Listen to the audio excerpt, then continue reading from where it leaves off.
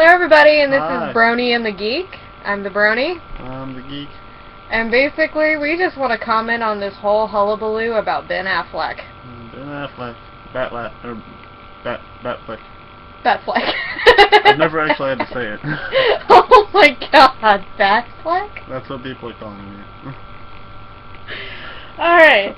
So basically, there's been this whole hullabaloo where everybody's getting way out of whack, way out of line with how Batman has finally been cast, and they're issuing death threats to people, even. Yeah, it's gotten that bad, folks, that they're starting to issue, and this guy here owns the Harvey Dent page, which is in full support of Ben Affleck. He's just waiting for the day that some idiot comes along and death threats you. Ooh. And for those that are from the Harvey Dent channel, this is your Harvey Dent. I think some of them have seen me before. They have? Yeah. Oh. Alright, well, anyway, so basically, we just kind of want to be in full support of Ben Affleck. And, the thing is that most people don't realize that this is going to be a reboot. It's not your Dark Knight Batman. It's not going to be. It's not ever going to be again. Be the realistic realm as much as the Christopher Nolan movies. Exactly. I mean, Christopher Nolan is producing, but he's just a producer. Technically, he's not even going to really be there all the time. Ben Affleck himself is an Oscar-winning director, which, in my opinion, is probably one of the best things you could have on a movie like this. And it's just like, that's kind of what you need for something like this. And the thing is like, it's not going to be that Dark Knight Batman. It's going to be more of the detective Batman, probably similar, which is exactly what Batman is in retrospect. Probably similar to the Batman and the Batman Arkham games that everyone loves so much. Exactly. I mean, he's like the world's greatest detective. I mean, for those Death Note fans out there, he is the L of that world. I mean, that's exactly what he is. He's literally the world's greatest detective. Granted, he just kind of works on his own and everything. I mean, in the Dark Knight movies, he really wasn't that much of a detective. He's always asking where everyone is. Yeah, like, where is he? Where is he? Where's Harvey Dent? Where's the bomb? Exactly. Instead of trying to find it himself, he, would enlist other people to find shit for him. And it's like, this guy is not going to be that. I mean, this guy is going to be finding the shit on his own. And that's literally what Batman was from the beginning anyway. So, it's the greatest thing ever. But what we really wanted to touch base on is the fact that fanboys have been wrong in the past about castings. I mean, I know that there's one in particular, but we'll touch base with him in a minute. But let's go ahead and go down our list. We've actually got a list from a website called What Culture. The top 10 casting decisions fanboys rallied against but were wrong. Now, when we say rallied against, some of these were before the internet existed, and they actually sent in written letters of protest. And this is just like, what? I mean, actually, as a matter of fact, wasn't it this particular Batman, or Ben Affleck, they shut down the petition? That was for the one that people had put on the White House petition list. Petitioning the White House? Yeah. There's shit going on in Syria, and we're worried about Ben Affleck being Batman. There's still dozens of petitions on Change.com, I think. I think there's 70,000 people on one of the petitions right now. Jesus Christ, people. What the hell? What the hell are you thinking? Honestly.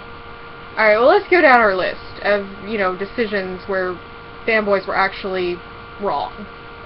Number 10, Mark Ruffalo, Bruce Banner, in The Avengers. This guy is proclaimed to be the best Hulk of them all.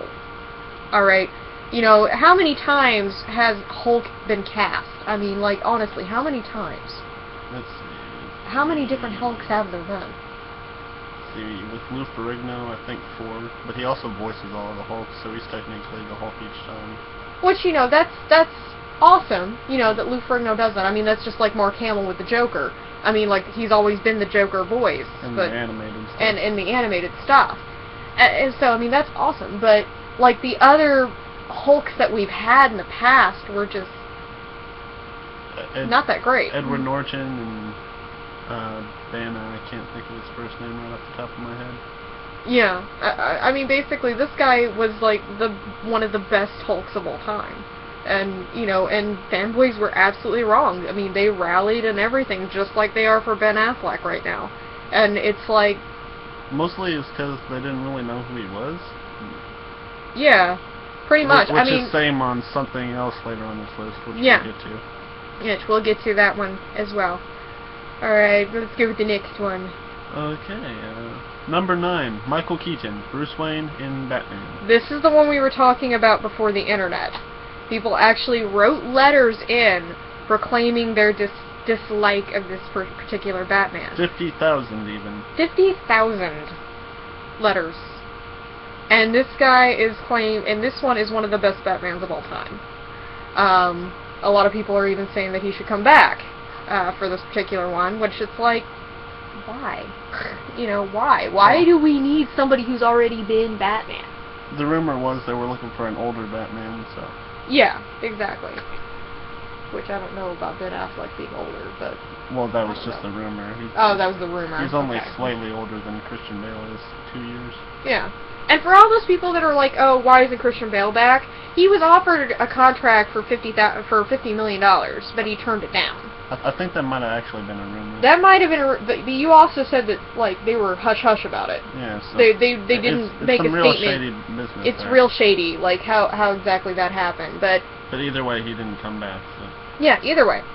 Alright, let's go to the next one. Didn't really touch base on that one, but Michael Keaton is known as one of the best Batmans of all time. Mostly he was pretty much comic actor before that, from what I hear.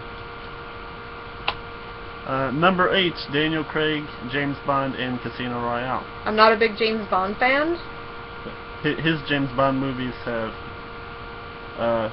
well, all of them besides Quantum of Solace, have been considered some of the best, and each one made a lot of money. Skyfall even made over $1 billion. How would it feel? Is it stinging yet? I'm just, is it stinging yet? Just saying. Which I can't really touch base, though, because I haven't seen Skyfall yet. I own it. All I've heard is a song. That's it. Number 7, Jennifer Lawrence, Katniss Everdeen in The Hunger Games. The main complaint about this one is that Katniss is described as racially ambiguous. Well, doesn't that mean technically she could be white? I mean, that was the complaint, is that she was white. And it's like, well, technically racially ambiguous could mean that she was white. Anything, including anything. white. So, and honestly, I don't think they could have ever picked a better Katniss. I mean, being that I've read the entire trilogy, you're on book 3? Yeah, I'm halfway through book 3. Being that we've read these books, we know what they are and everything. We've watched the movie. You couldn't have picked a better Katniss. Now, of course, that doesn't make my qualms of the movie come to light. I'm talking about the character itself. I'm not talking about the movie. I'm talking about the character. She portrayed a perfect Katniss. I mean, perfect. They've got a new director on board for the rest of the films, so maybe we'll see. We'll see some more stuff. Yeah, we'll see some better stuff. I mean, basically, my complaints are... That's another rant altogether. We won't get into that. That would take too long. Number 6, Tom Cruise, Lestat in Interview with a Vampire. Or with the Vampire, excuse me. This is where I come in. I haven't seen it. I am a big Anne Rice fan. I've read her books up and down, everywhere. This man was the best Lestat out of the two. This man was. I don't normally like Tom Cruise, but this is one of the movies I can stand him in. And the reason is because he is the perfect Lestat. The one that I have a problem with is Stuart Townsend. He really did a good Lestat. I mean, like, he did it really good, but he just didn't capture that essence for me. I mean, Lestat is a character that, he went through so much hardship, but at the same time, he holds his ground and everything. And Stuart Townsend, to me, is just like, oh, you beat me down. Nah. You've not seen the movies. It sounds like kind of a wimp. He is and he isn't. I mean, like, he basically... We'll have to watch... We'll have to watch the movies. You'll see what I mean.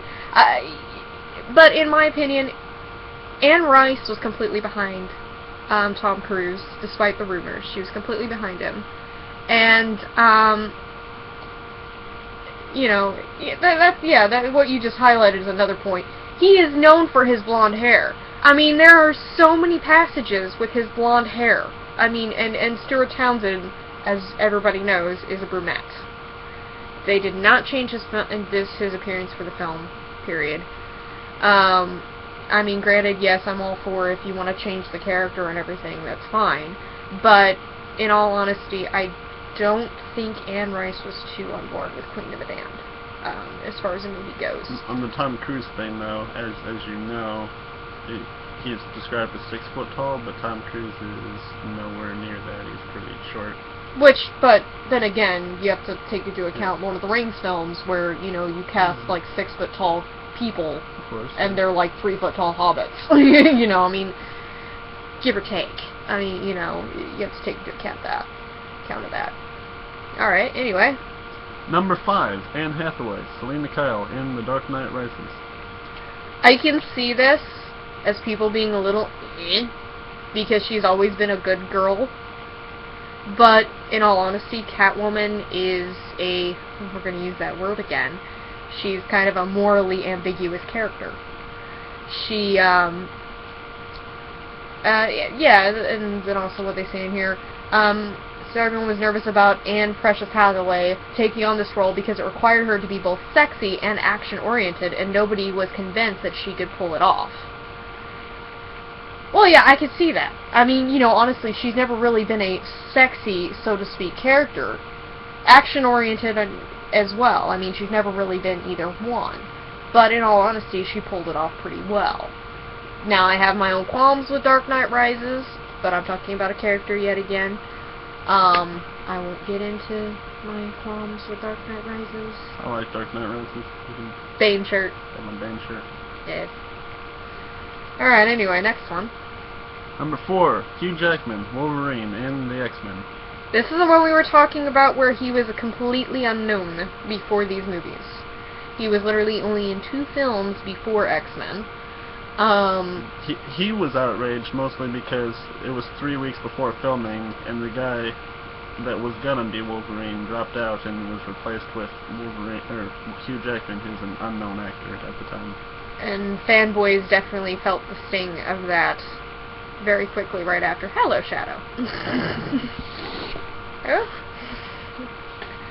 Shadow, get down. There we go. That's the kitty, by the way. But yeah, basically, you know, I think fanboys really felt the sting on that one, as far as complaining about it. He pretty much is Wolverine. He is Wolverine. If that man ever quit, you'd have to do a reboot. There's no way you could do anything else. Honestly. I mean, he's Wolverine. There's no question. Next one. Number 3, Tobey Maguire, Peter Parker in Spider-Man.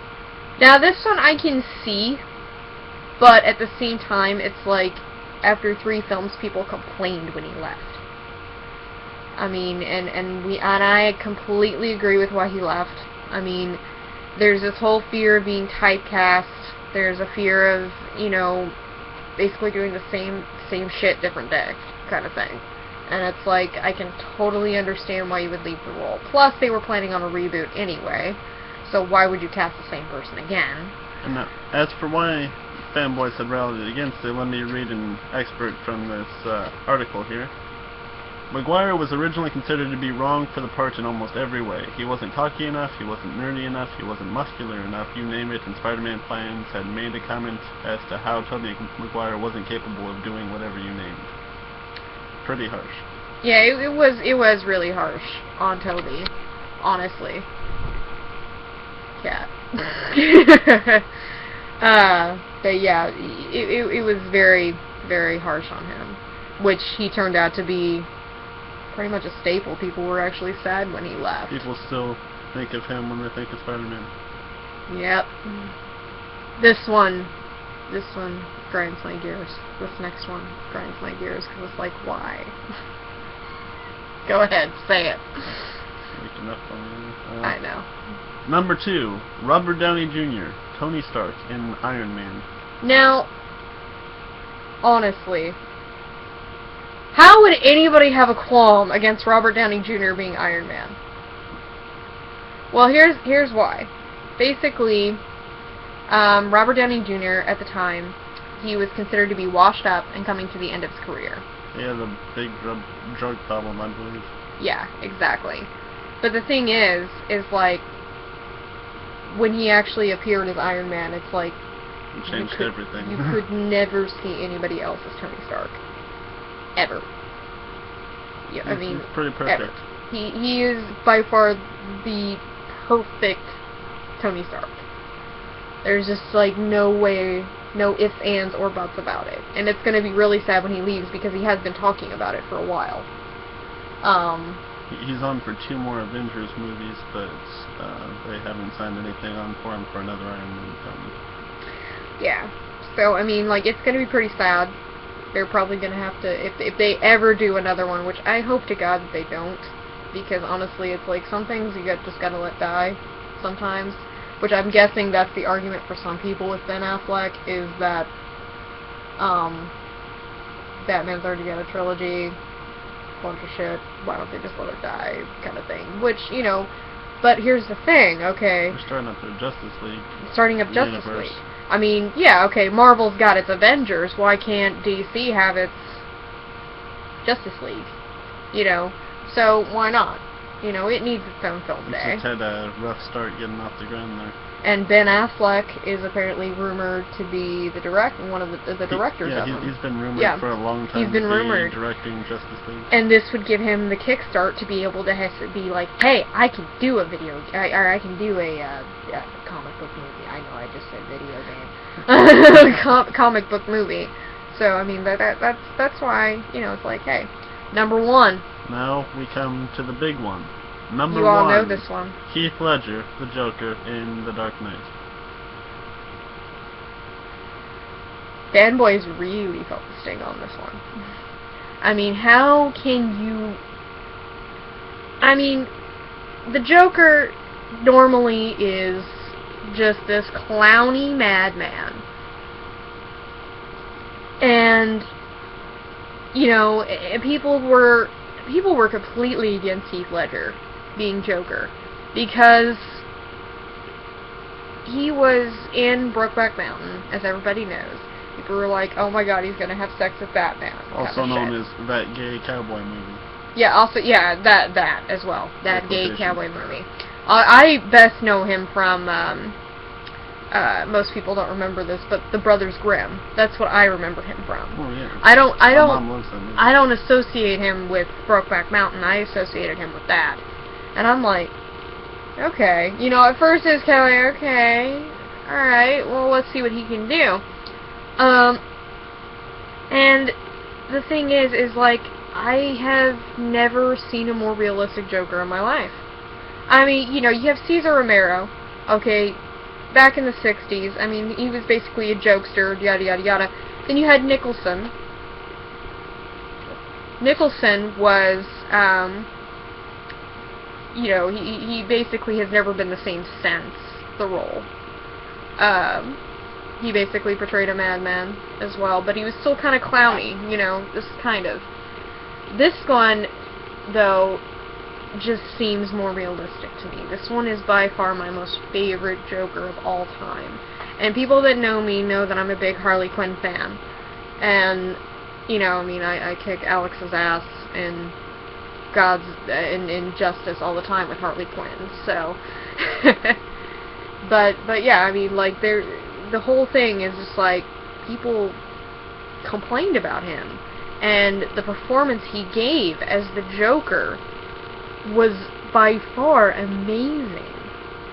I mean, absolutely amazing. It even inspired its own comic book, which is Joker. Yes, this is based on that particular Joker. Okay, yeah. And I kind of Heath Ledger Joker look. Yes, I mean, like, so, I mean, it basically inspired its own thing. With the terrible scars and whatnot. I mean, people don't realize, you know, they really felt the horrid sting whenever they were against Heath Ledger, too. I mean, you know, it is really sad what happened to Heath Ledger. I mean, it's all up in the air as to what exactly happened. There's some that say that he just went crazy, he couldn't get out of the role of the Joker, which, by the way, for any actors out there, never, ever do method acting.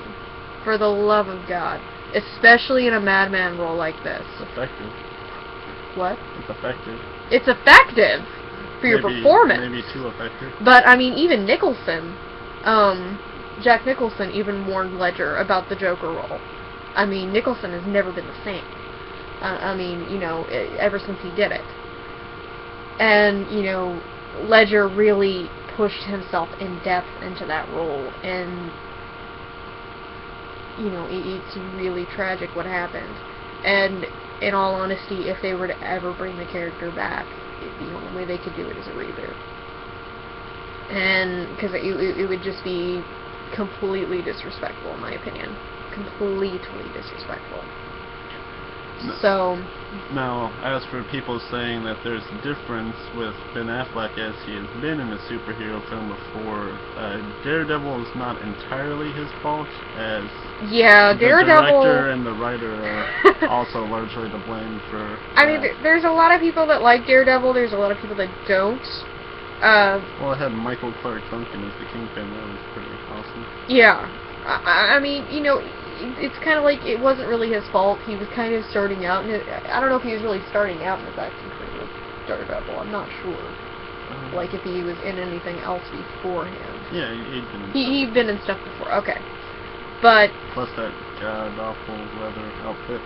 Yeah, I mean, you know, if you start saying it on that, I mean, he was just an actor. He had no input on it whatsoever, and you know. The fact remains is that fanboys have been wrong in the past. And you know, it's been 10 years since that movie came out. Things change. Exactly. People, that's why they're actors. They can act. Let's remember this, folks. He'll pull it off. I have full faith he'll pull it off. And he'll do an amazing job at it.